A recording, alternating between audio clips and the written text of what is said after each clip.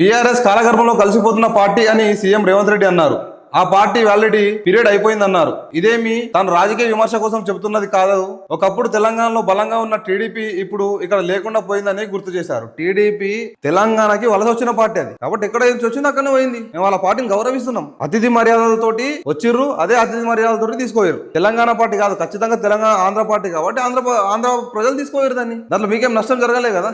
తెలంగాణ పార్టీలు తెలంగాణలో ఉన్నాయి, ఆంధ్ర పార్టీలు ఆంధ్రకు పోయినాయి. కేసీఆర్ తోనే ఆ పార్టీ పని అయిపోయిందన్నారు. కేసీఆర్ కు గతం తప్ప భవిష్యత్తు లేదని, ఆ బాధతోనే ఆయన బయటికి రావడం లేదని వ్యాఖ్యానించారు. కేసీఆర్ గారు వస్తారు అంటే ఓటర్ల కాడ నుంచి వీక్షకుల దాకా, జూబ్లీహిల్స్ ఓటర్ల కాడ నుంచి తెలంగాణ వీక్షకుల దాకా ప్రతి ఒక్కరు రెడీ ఉంటారు. అలా చూసారు కదా టీవీ9 ఒకసారి టీవీ9 ప్రెస్ మీట్ పెట్టినప్పుడు, టీవీ9 లో రంజిత్ గారు ఇంటర్వ్యూ చేసినప్పుడు కేసీఆర్ గారిని ఎన్ని కోట్ల మంది చూసారు. ఒక సినిమా వస్తే కూడా అంతమంది చూడరు. క్రికెట్ స్పోర్ట్ నడుస్తుంటే ఎంతమంది చూస్తారు, కేసీఆర్ ఇంటర్వ్యూని అంతమంది చూసారు. కేసీఆర్ కున్న క్రెడిబిలిటీ అవి. కేసీఆర్ వస్తే ఎలక్షన్ చెప్తున్నాను కదా, ఎలక్షన్ ఇప్పుడు 50-50 ఉంది అనుకుంటే 70-30 అయిపోతుంది.